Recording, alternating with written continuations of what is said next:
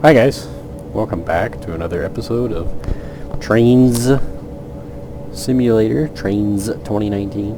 I know it's been a while, I haven't done a Trainz video in a while, but I hadn't come across a whole lot of content that I really wanted to do a video on in a minute. And then I remember these.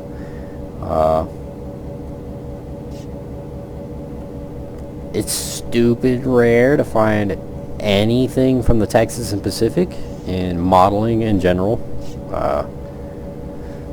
For those of you that model outside of HO scale, you got practically nothing for the Texas and Pacific, but even with HO scale, it's almost entirely brass or extraordinarily hard to find Athearn models. And the same is said with computer simulation, with computer models, train simulators. As far as Train Simulator Classic goes, I don't believe anything for the Texas and Pacific has been prototypically done. I do know that the G-Trax models have been reskinned as a freelance kind of thing, but I don't think any actual prototypical locomotives have been done, which is kind of surprising because we've had a F7 in game since release, but Trainz is one of the few places where you will find a handful of TMP models. Not many. There's a bunch of kind of low poly, I don't want to say poor quality, but older assets for the TMP that are available on the download station, but again, they're older, they're not the best. So up-to-date models are almost non-existent, except for these. So these are from Trainz Forge's older website, the Trainz Forge Weebly, which is still up. You can still go download these. So that is why I'm doing the video for these. I don't do videos normally for things that you can't go out and get right now. So there are some odd things that I know. I believe with my Eagle River video, there's some of the stuff has been removed since I did that video, but anyways, I finally get to do a TMP video on an actual proper prototype TMP model. I know Green Coast Studios did the I-1As a while back, but Green Coast Studios has since left the Trainz scene and does not update their models, and as of right now, their I-1A does not work correctly. It does still load into the game, but it's got this weird overlay that's not right. It's causing things to mesh together, so unfortunately this will probably be the only other TMP video I get to do until somebody decides to do something cool. Matter of fact, there used to be an SW7 available from the very website that these came from. I don't know how I ended up losing that model, but I did. I don't think I ever deleted anything out of Trainz, but unfortunately I lost that model, and the website now no longer lets you download it. It sends you to an error page. So other than that TNP Mikado that I did a while back, these right here are about all that's available that is prototypically correct for the TMP. Now, why do I harp on this? Well, this is the railroad that I cling to. This is what I model in scale model railroading. This is what I sorely wish to see in really any train simulator. Texas as a whole has been kind of ignored on the simulator market, but as far as model railroading goes, you typically, if it's Texas related, it's one of three railroads in Southern Pacific, Santa Fe, or UP. It's going to be one of those three. It's almost a dead guarantee. Which, credit where it's due. All three have one of them still has a hell of a footprint, but they all had a pretty decent footprint in Texas, but none of them are Texas railroads. They're not specific to Texas. Where the TMP is. It is, well, it's in the name, Texas and Pacific. Its parent company was the Missouri Pacific. which we have kind of a representation down here in the Jenks Blue scheme.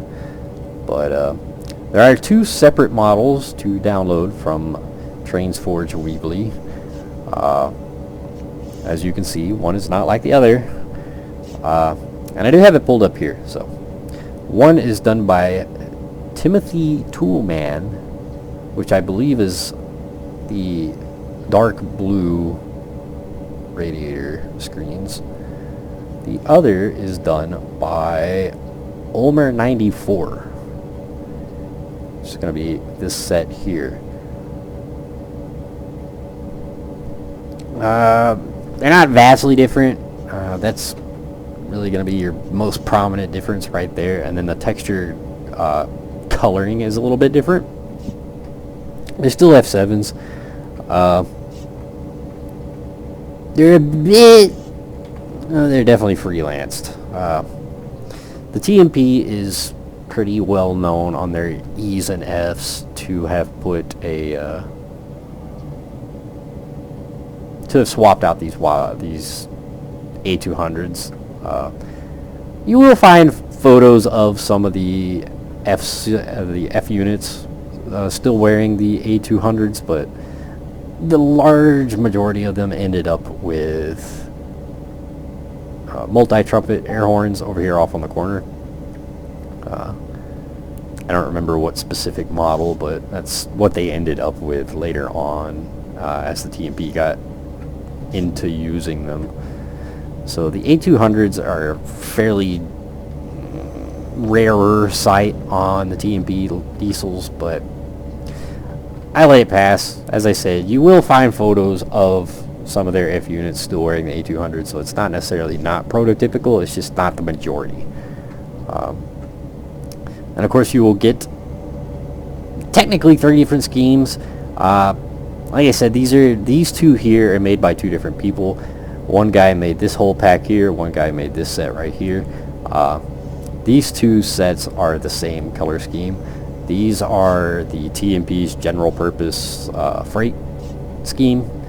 So they'll be what you see on most of the GP9s and whatnot later on down the line in the TMP's kind of heyday of diesel era. And then you have the Eagle scheme, which is their passenger scheme. This is typically what you would have seen on the front end of a passenger train. And then you've got the Jenks Blue, which is the Missouri Pacific's colors. Because the Mopac bought out TNP. I don't remember specifically when, but locomotives that got flip-flopped between the TNP and the Mopac typically ended up wearing the Jenks Blue color, which is just this solid, dark, hideous color.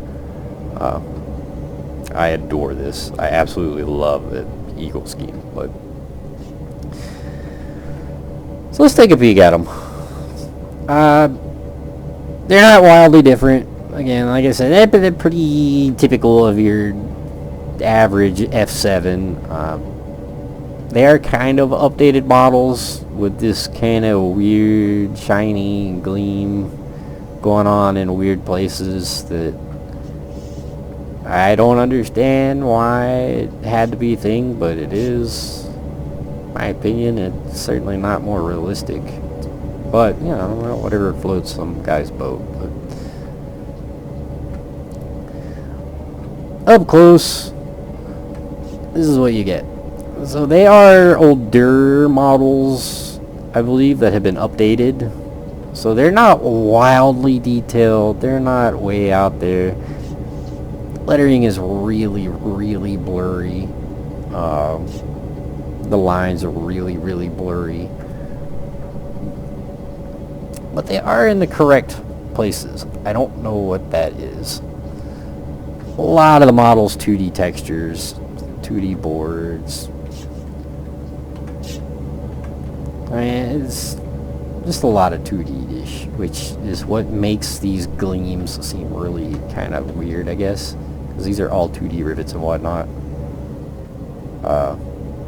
I don't know what's going on with the plow down here, but this looks like it was in a wreck. They tried to bend it out with a hammer.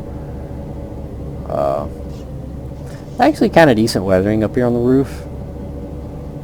It's kind of a grayish black diesel mess. And of course you get a B unit.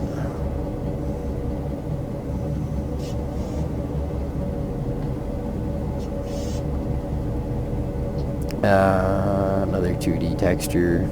Lots of 2D texturing. None of these are dynamically numbered. They're all individually numbered for both builders. But overall, they're not half bad. Again, they're not great. They look like they're older models that have been updated. So, not... I wouldn't say they're up to snuff with Trainz Forge's modern diesels. Even a good many of their modern F7s that they put out today, but they're still not half bad. And you got this other dude here, which again, kind of the same story. Blurry lines, well, maybe I'm wrong on one. That looks pretty decent right there. That does not at all. That is extraordinarily blurry. I don't like that. That just looks awful. The eagle is all blurred out. The lines look really faded. I don't know. It's supposed to be gold. This kind of striping here is supposed to be a goldish yellow, but whatever. That looks awful. So the eagle scheme is really, really blurry. But our everyday freight scheme actually doesn't look half bad. The lines are definitely chunky. Chunky lines, again, same texture over this plow here that looks just awful. And again, same story, a lot of 2D textures. I believe these actually are built off the same base model. And then the Jinx Blue. Nothing, again, really wild. The emblems are okay over on the sides. On the front, they're more legible, which is weird. They look more blurry over here on the side than they do on the front.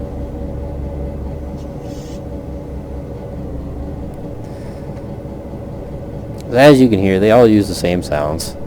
The horn does change between these two models. It didn't sound too bad. So we're here right now. We're on this set.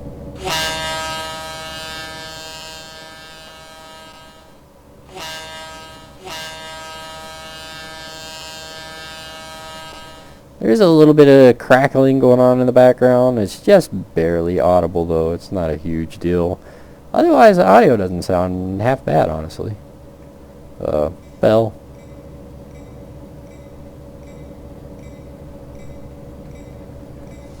That sounds like a much more modern bell.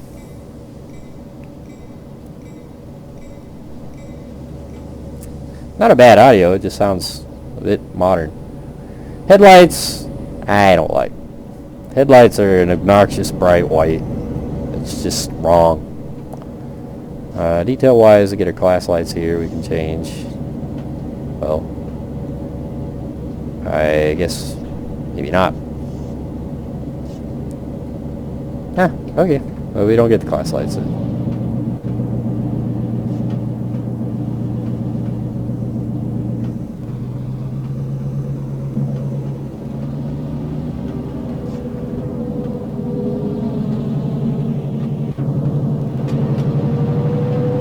The exhaust smoke isn't half bad though. It's not, you know, nothing wild.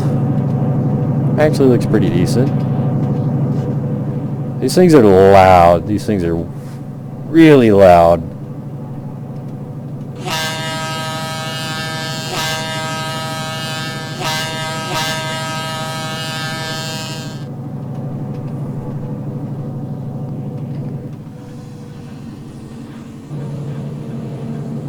Ooh,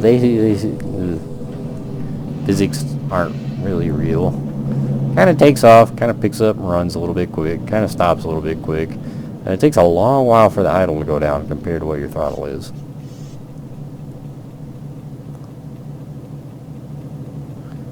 Oh, it's hot. hop over here.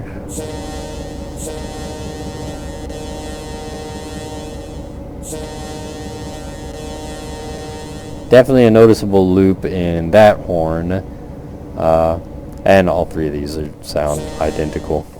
So I'm just going to use the set here. I don't see any reason in going through over there. But should be, yeah, no details on these. We don't get to change anything. It's just the same. Only the lower headlight comes on.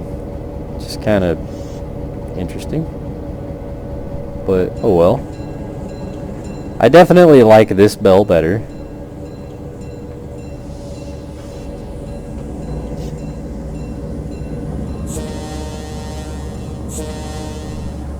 I don't know whether or not I like the air horn or not. It almost reminds me more of what you hear on an 18-wheeler.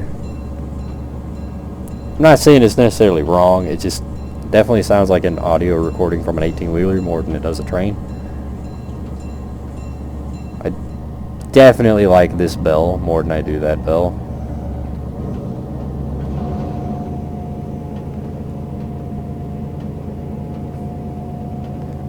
I like the exhaust on the other model more. I don't like the exhaust on these.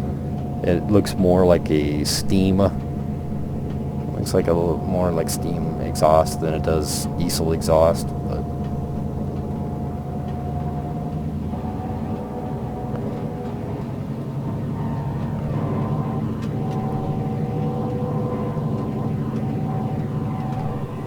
this has a very noticeable. Oh wow. So it stops on a dime. That's physics are again non-existent. But it has a really, really, really noticeable change between the notches. As it revs up, as you go through your notches in your RPMs, it has a really noticeable change. It's not a gradual like RPM climb. It's a very noticeable click, click, click. Audio file, audio file, audio file. The audio itself isn't bad. It's just not blended very well. It's really not blended at all. But I believe, yeah, this sounds better. This sounds really, really, I don't know, deep. It sounds more like what I've heard. As far as the F7s I've been near, this definitely sounds more like an F7 I've been near. This sounds really, just really deep. Like the bass was turned up. I think all in all, I like these models more.